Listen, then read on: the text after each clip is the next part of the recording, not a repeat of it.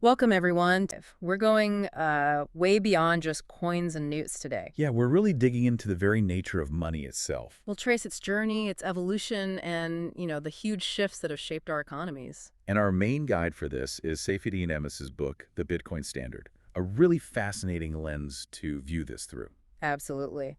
So our mission today is to unpack why money even exists. Right, how different forms came about, why some work, why others, well, failed. And crucially, what happens when governments get involved with currency. And then finally, sort of bring it all together and see where something like Bitcoin fits into this huge, millennia-long story. So get ready to maybe rethink a bit about the cash you carry, the numbers in your bank account. And how money, maybe surprisingly, influences almost everything. Personal choices, global stability. Okay, let's get into it. Where do we start? Well, we really have to start with the problem money solves. Uh-huh. The inefficiency of barter. The old double coincidence of wants. Exactly that. In simple terms, if I have apples and you have oranges, we can only trade if I happen to want your oranges and you happen to want my apples, right at the same time. Which sounds simple, but yeah, imagine trying to buy, I don't know, a car. Right, you farm potatoes. You need to find a car dealer who wants potatoes. And not just wants potatoes, but wants the exact value of a car in potatoes right now. It just falls apart, doesn't it? Beyond really small, tight-knit groups, barter is just wildly impractical. So money emerges to fix this. Ammous talks about saleability, right? What's that about? Saleability is basically how easily something can be exchanged for other things. It's the core property of good money. And he breaks it down into three key dimensions. Okay, what are they? First is saleability across scale. Can you divide it up easily for small purchases, like a coffee? Or bundle it together for something big, like a house. Exactly. Then, saleability across space. How easy is it to move around? Carry it on a trip. Send it across the world. Precisely. And the third, maybe the most critical, is saleability across time. Meaning, does it hold its value? Is it a good store of value? Yeah, will it still be worth something similar years down the line? Or does it degrade or lose its purchasing power? The book talks about some early attempts, right? Seashells, limestone. Yeah, fascinating stuff. The rice stones of Yap are a great example. Huge limestone discs. They worked locally, I gather, because everyone just knew who owned which one. Kind of, yeah, ownership was known. Yeah. But imagine trying to transport one.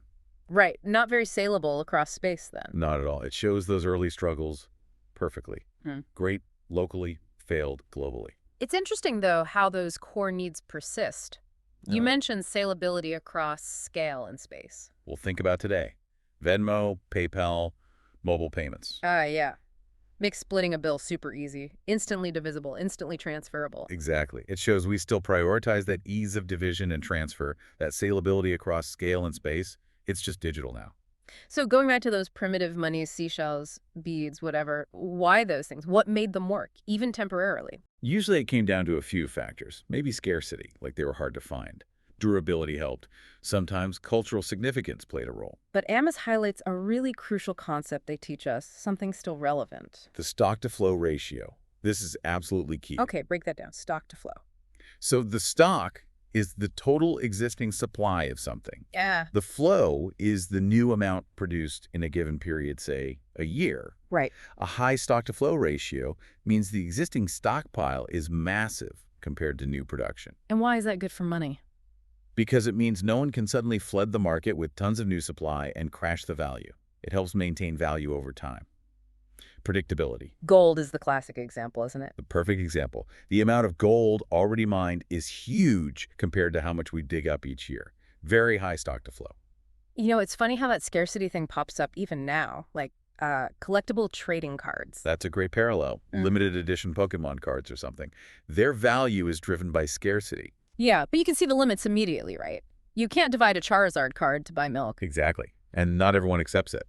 So, limited divisibility, limited acceptance, great collectible, terrible money. So this limitation and the desire for something better, it naturally led towards metals. Seems like a natural progression. Yeah. Gold, silver, they just had better properties. What made them stand out?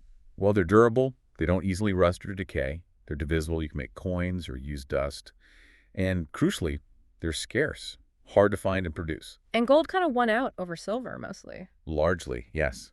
Mainly because of that even higher stock-to-flow ratio and its incredible resistance to corrosion. It just lasts. Okay, so gold sounds pretty good. Durable, scarce, divisible, holds value. But it wasn't the final answer, was it? What was the catch?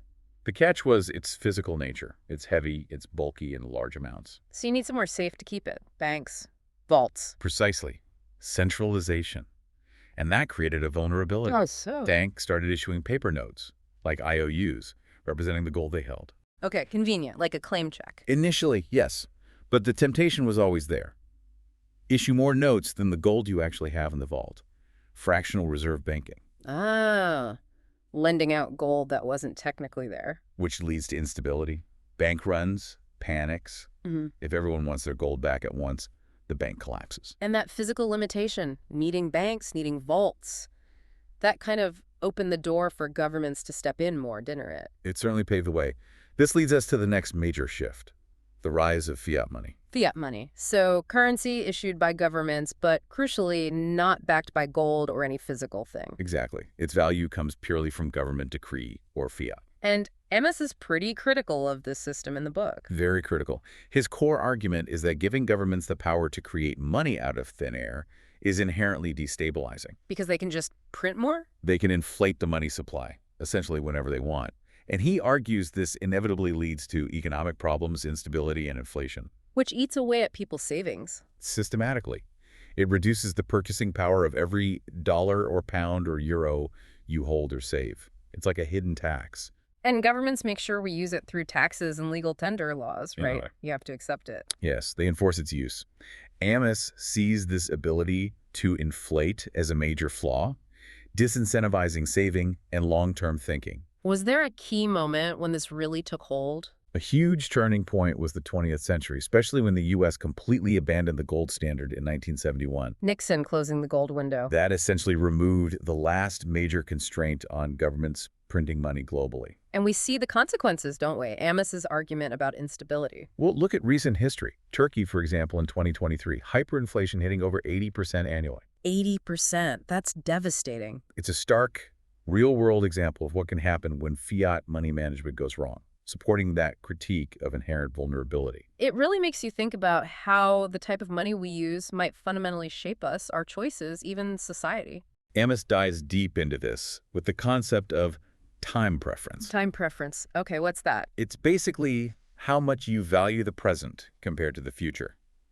Do you want satisfaction now, or are you willing to delay gratification for a potentially bigger reward later? Okay, so high time preference means I want it now.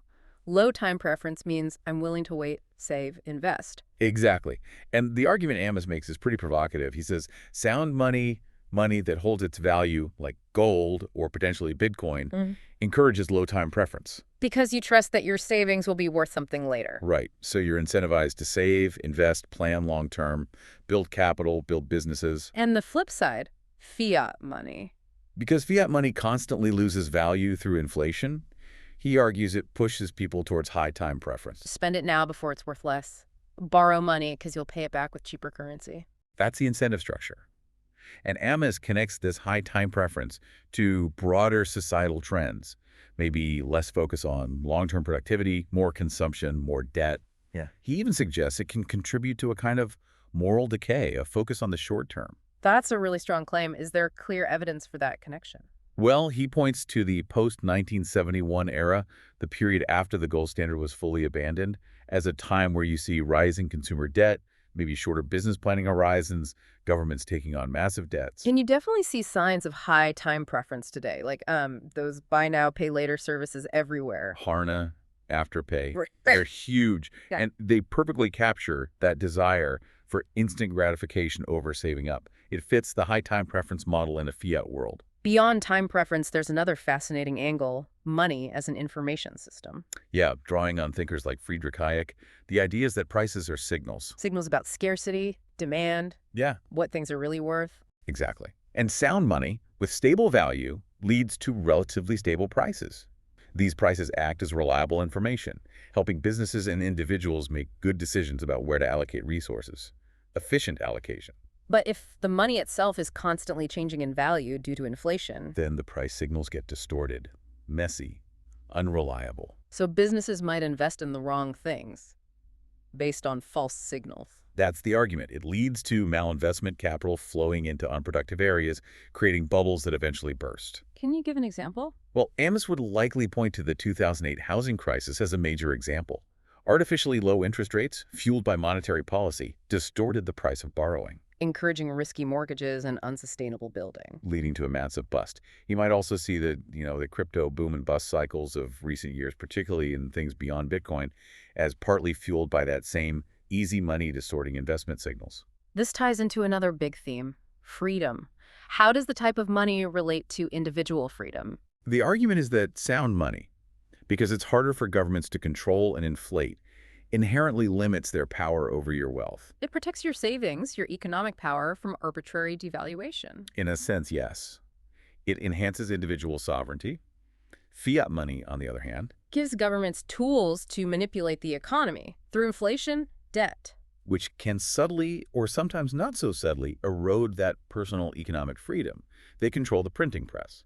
Which really brings us to Bitcoin again. How does its design, its decentralization, potentially change that dynamic? Well, because it's decentralized, no single entity controls it.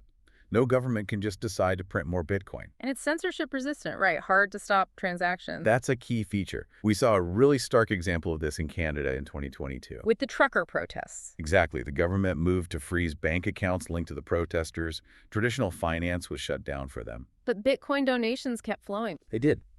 Because the network operates outside that traditional control, donations could bypass the freezes. It was a powerful demonstration of Bitcoin's potential for censorship resistance and enabling financial freedom outside state control. Okay, so let's properly introduce Bitcoin in this context. Created 2008, Satoshi Nakamoto. Right. Pseudonymous creator. It's a digital, decentralized currency, runs on the blockchain. Which is like a public shared ledger. Everyone can see the transactions. Essentially, yes. A distributed ledger, incredibly hard to tamper with because it's copied across thousands of computers worldwide.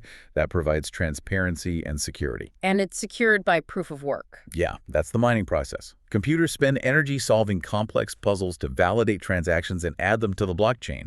It's what makes attacking the network prohibitively expensive. And the most crucial part for the sound money argument, the fixed supply. Absolutely critical. There will only ever be 21 million Bitcoin. It's written into the code.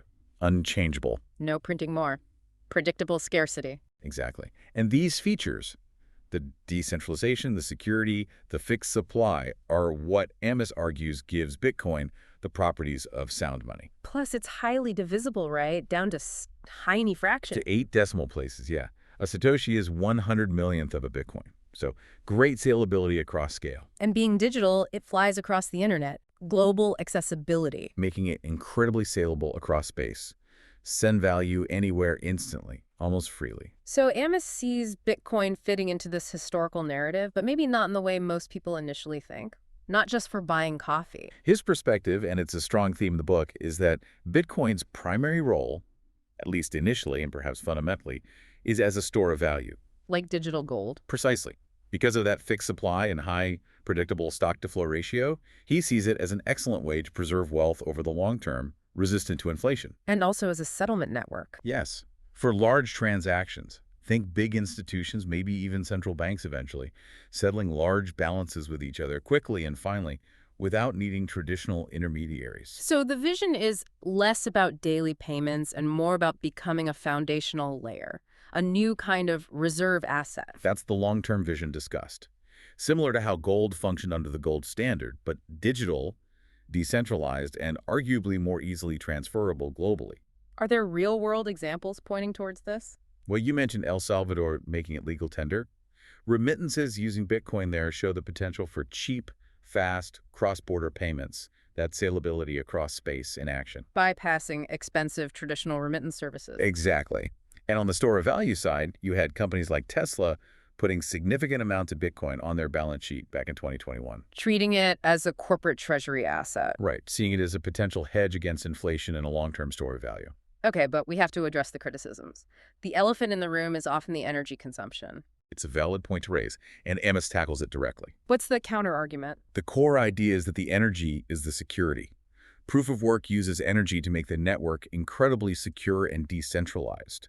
And the comparison is made to the energy costs of the current financial system. Exactly. Think of all the energy used by banks, ATMs, armored trucks, printing physical cash, gold mining, even the military costs associated with protecting global trade and currency reserves. It's argued Bitcoin's energy use is more transparent and ultimately potentially more efficient for securing global value transfer. Plus, there's a growing trend of miners using stranded or renewable energy. Yeah, miners are incentivized to find the cheapest energy, which often means using energy that would otherwise be wasted, like flared natural gas, or setting up near renewable sources like hydro dams or wind farms, especially in places like Texas recently. What about the criticism that it's mainly used for crime? Ammous and many others in the space push back hard on that. The argument is that because the blockchain is public and transparent, Bitcoin transactions are actually more traceable than cash. Cash is truly anonymous once it changes hands. Right. While criminals might try to use Bitcoin, law enforcement has become increasingly adept at tracking illicit funds on the blockchain. Cash remains the preferred medium for most crime globally. Then there's scalability. Can Bitcoin handle millions, billions of transactions per second like Visa? On the base layer, no. And Ammous argues it's not designed to. That base layer is for maximum security and final settlement, like gold vaults. So changes to make it faster on layer 1 are difficult. Very difficult, requiring broad consensus which protects its core properties. But solutions are built on top of Bitcoin. Like the Lightning Network. Exactly. Layer 2 solutions like Lightning allow for near-instant, very low-cost transactions, kind of like opening a tab. It's designed for those everyday payments, while the main chain handles the big, important settlements securely. And finally, Ammous is known for being a bit dismissive of, well, most other cryptocurrencies. He tends to view many altcoins and a lot of the general blockchain hype as distractions, Why? because he argues they often compromise on the core principles that make Bitcoin valuable: decentralization, security, fixed supply in pursuit of other features, and often end up being far less robust or truly decentralized. He focuses on Bitcoin's unique properties as digital sound money. Okay, so wrapping this all up, what's the big takeaway for you, for our listeners? We've gone on quite a journey, haven't we? From barter, seashells, gold, Through government fiat money and now into this digital realm with Bitcoin. and the core argument running through Ammous's work, and this whole history really, is that the properties of the money we use matter profoundly. It's not just a neutral tool. It shapes our economy, our society. Even how we think about the future, that whole time preference idea. So this deep dive is really an encouragement to look at the money in your pocket or your digital wallet a bit more critically. Think about its history, where it comes from, its potential weaknesses, and what the future might hold. So here's the final thought to leave you with.